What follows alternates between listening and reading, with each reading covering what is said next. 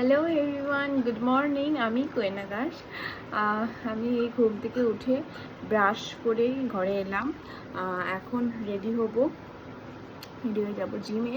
বাজে এখন 8:20। তাড়াতাড়ি করে ঝটপট রেডি হয়ে যাব।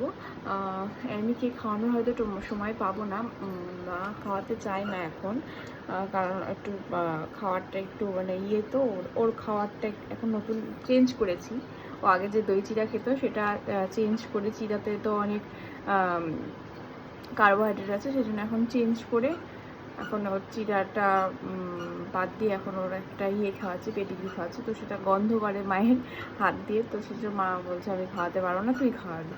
তো যাই হোক, মা কালকে খাইয়ে দিয়েছিল। আজকে দেখি মাকে বলবো, যদি টাইম থাকে তাহলে খাওয়াবো, আর যদি না টাইম থাকে তাহলে মাকেই খাওয়াতে হবে। অগত্যা কিছু করার নেই। উনি উঠে গেছেন, উনিকে একটু ডলা হাজরা করতে উনি উঠে গেছেন। বাবা এসে একটু হাদর করলো, উনি উঠে গেছেন। তো যাই হোক, আমি ঝটপট রেডি হয়ে যাই। রেডি হয়ে বেরোতে হবে, 8:30টার মধ্যে ঢুকতে হবে। তাতে করে রেডি হয়ে নিয়ে আগে। তো আমি পুরোপুরি রেডি। এখন বেরোবো, 8:30 বাজে, বেরিয়ে যাব। সব কিছু গোছানো কমপ্লিট হয়ে গেছে, জল নেওয়া কমপ্লিট হয়ে গেছে, সব কমপ্লিট হয়ে গেছে। আজকেও বাইরে খুব রোদ। তো যাই, টাটা। এই মাত্র বাড়ি ঢুকলাম, বীভৎস গরম। এখন জামা ছাড়বো, জামা ড্রেস চেঞ্জ করে খাবো। খিদেও পেয়েছে, তো তাড়াতাড়ি আমি ড্রেস চেঞ্জ করে নিই।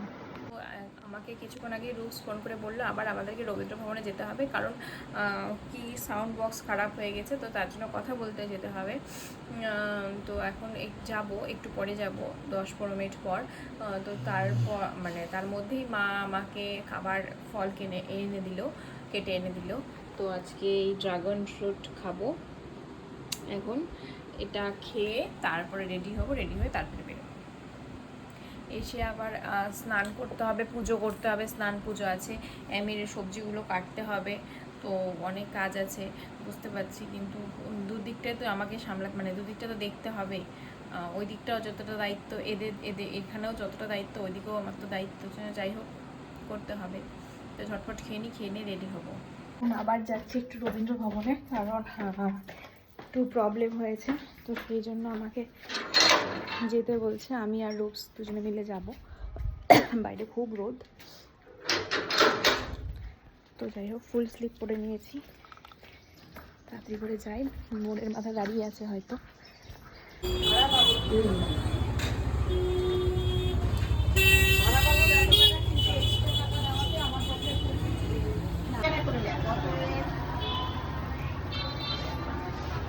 এই মাত্র বাড়ি ঢুকলাম, ভীষণ টায়ার্ড হয়ে গেছে, মানে রোদে একদম ঝলসে গেছি আমি, এত রোদ। এখন একটু মেঘলা করেছে, মেঘ ডাকছে, জানি না বৃষ্টি হবে কি না। ওই কথায় আছে না, ফাটা কলসির আওয়াজ বেশি।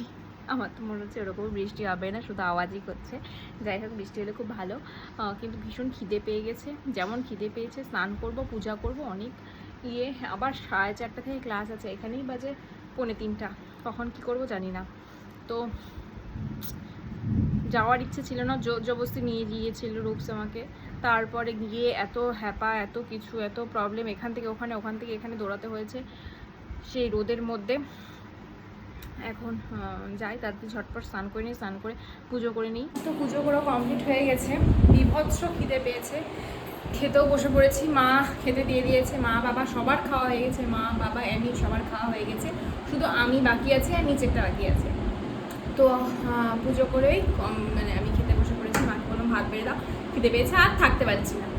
তো আজকের মেনু হচ্ছে ভাত, সাদা ভাত, এখানে আছে ডিম কষা, আর হচ্ছে বেগুন ভাজা, আর এখানে লেবু আছে, এখানে লেবু আছে, ব্যাস। তো আমি ঝটপট খেয়ে নিই, খুব খিদে পেয়েছে। বললাম না, ফাটা কলসির আওয়াজ বেশি। ওই তখন থেকে মেঘ ডেকেই যাচ্ছে, কিন্তু বৃষ্টি আর হচ্ছে না। বৃষ্টি হলো না তো হলোই না, আবার রোদ ওঠা শুরু হলো আস্তে আস্তে। মেঘ এমন করে এসেছিলো, বলছে কি না কি বৃষ্টি হবে, আর এমন মেঘ ডাকা শুরু হয়েছিল, মনে হচ্ছিল ঝড় এই বুঝি আসলো, এত মেঘ ডাকছিল। আমি তো এসির প্লাগ, টিভির প্লাগ সব খুলে দিলাম। এখন দেখছি বৃষ্টি হলো না, কিছুই হলো না, সত্যি এখনও মেঘ ডাকছে, কিন্তু পরিমাণে একটু কম। যাই হোক, আমি খেয়ে নিই, খিদে পেয়েছে। 3:25 বাজে, আবার 4:30 থেকে ক্লাস আছে। আমি আগে খেয়ে নিই ঝটপট। এই মাত্র আমি খেয়ে এলাম, নিজেরটাকেও দিয়ে এসেছি। আজ অনেক দিন বাদে আমি ডিম কষা খেয়েছি, অনেক দিন বাদে। আর ভীষণ ভালো হয়েছিল মানে ডিম কষাটা। মানে মা অ্যাকচুয়ালি মা মানে সত্যি কথা বলতে অনেকেই বলে, আমার যারা বন্ধুরা আছে, আমার যারা যারা মায়ের হাতে রান্না খেয়েছে, সবাই বলে আমার মায়ের রান্না খুব ভালো নাকি ভালো। হ্যাঁ, আমার মায়ের রান্না সত্যিই খুব ভালো, তবে স্পেশালি নিরামিষটা। অ্যাকচুয়ালি আমাদের বাড়িতে না প্রথম থেকে নিরামিষটা বেশি হতো, মানে মাছ মাংস, মাছটা হতো, নিরামিষটা বলতে মানে পেঁয়াজ রসুনের রান্না হতো না। মাংসটা খুব কম, মাসে একবার বা কোনো মাসে হতোই না। যতদিন আমার ঠাকুমা বেঁচে ছিল, ঠাকুমা ছোঁয়াটা খেত না।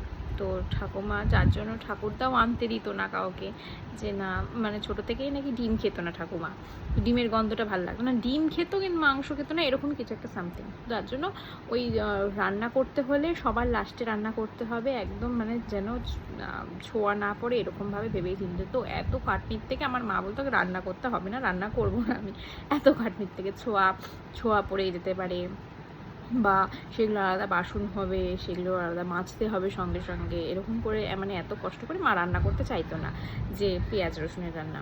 তো সেই জন্য মা মানে প্রথম থেকে আমি দেখে এসেছি পেঁয়াজ রসুনের রান্না সেরকম হতো না আমাদের বাড়িতে। তো মাছটা হতো, মাছটা খেত আমার দিদুন, তো মাছটাই হতো। মাছই মানে সপ্তাহে প্রত্যেকটা দিন মাছ। আর মাছের ওপর আমার জাস্ট বিতৃষ্ণা চলে আসতো, যে আমি কেন প্রতিদিন মাছ খেতে ভালো লাগতো না। নিরামিষের দিন নিরামিষ হতো, শনিবার করে নিরামিষ হতো, বৃহস্পতিবার করে নিরামিষ হতো, যেটা এখনও হয়, কিন্তু প্রতিদিন মাছটা থাকবেই। তো হচ্ছে মাংসটা হতো না। এবার মা স্বাভাবিক সেইভাবে মাংস মানে পেঁয়াজ রসুনের রান্না হলে না, মানে মায়ের হাতেরটা আমার ঠিক ভালো লাগতো না, বাকি সবার হাতেরটা ভালো লাগতো, কিন্তু ওই রকমভাবে হতো না। তবে মানে যে মানে নিরামিষ রান্নাগুলো আছে সেগুলো আমার মা খুব ভালো করে, মানে খুব ভালো করে, মানে মানে আমি চেটেপুটে খাই, এত ভালো রান্না করে সেই নিরামিষ রান্নাগুলো। পনিরের তরকারি বলো, ধোকার ডালনা বলো, সব কিছু মানে, বা ছোলার ডাল বলো, আমার খুব ভালো লাগে মায়ের হাতের এইসব, মানে এরকম নিরামিষের মধ্যে। আর কোথাও না কোথাও কিছু না কিছু ঠিক আছে, ভালো লাগে না, মানে পেঁয়াজ রসুনের রান্না এমনিই ভালো হয়ে যায়।